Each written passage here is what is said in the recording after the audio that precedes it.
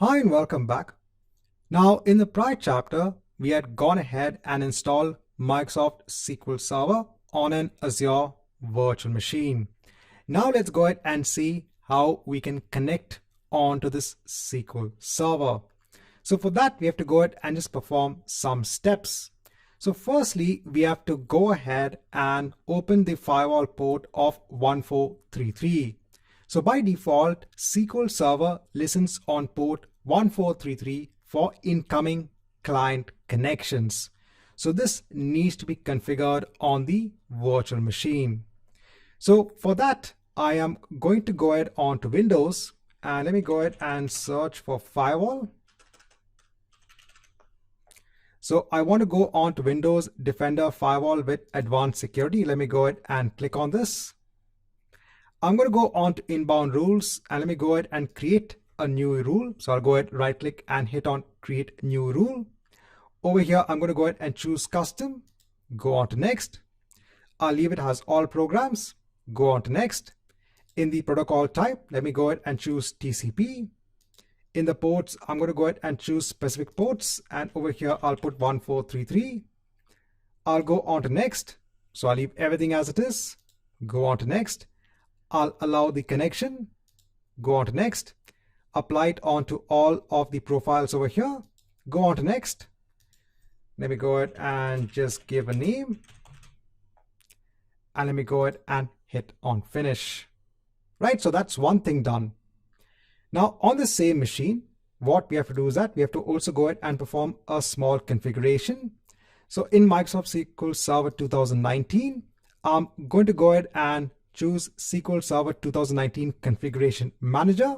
So I just want to go ahead and open this interface. I want to go on to SQL Server Network Configuration. I want to go on to the protocols. I want to go on to TCP, right click, click on Properties. Over here in the IP addresses. So I want to ensure that it is marked as enabled for IP2. So this is the private IP address of the Azure virtual machine. So I have to make sure that this is marked as enabled. Then let me go ahead and hit on Apply. Let me go ahead and hit on OK. Now let me go on to the SQL Server Services. Let me go on to the server which is running. So we have to go ahead and stop the service. This is just to ensure that the configuration change we made takes place. Let me go back and let me go ahead and start the service again. Right, so that is also done. Now we have to go back onto the Azure portal. We have to go on to our SQL VM virtual machine. We have to go on to the networking section for this machine. Now let me go ahead and just hide this tab. So we have to go ahead and add something known as an inbound port rule on this machine. So let me go ahead and click on this button. Over here also, we have to go ahead and add a rule which allows traffic on 1433. So this is at the layer of the virtual machine. When it comes to Azure, we're allowing traffic to enter the machine. I'll go ahead and choose the protocol as TCP. In the name, let me go ahead and just put the port number over here and click on Add. So over here, you can see there are quite a number of steps that we have to perform in order to go ahead and set up SQL Server on an Azure virtual machine. But over here, one of the biggest advantages is that this is a virtual machine wherein the underlying physical infrastructure is completely managed by Azure. So you don't have to take care of aspects such as the physical storage, the physical networking. All of this is managed by Azure.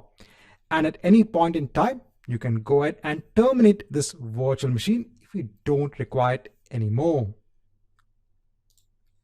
Now, in order to go ahead and connect onto this machine, we are going to go ahead and choose SQL Server Management Studio. So SQL Server Management Studio allows you to go ahead and work with the databases that are available on a SQL Server instance. So this is normally used by database administrators. So you can go ahead and download the SQL Server Management Studio tool. This is a freely available tool. You can go ahead, download and install the tool. I've already gone ahead and installed the tool on my machine. It's a very easy and straightforward installation. Now, once you go ahead and install the tool, so I'm just going ahead and launching SQL Server Management Studio on my machine.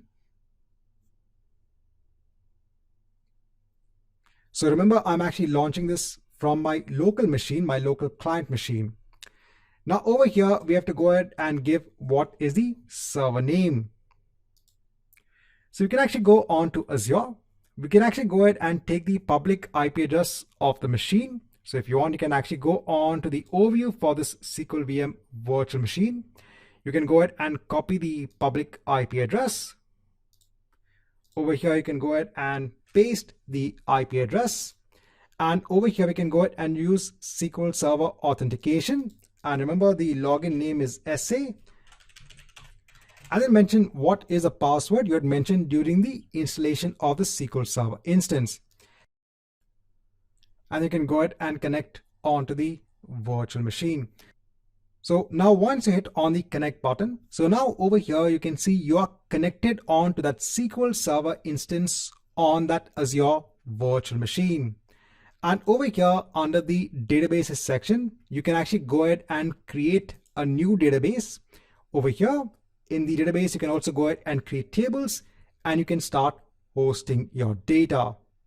Now we're going to go ahead and work with databases, with tables, with the data when it comes to an Azure SQL database.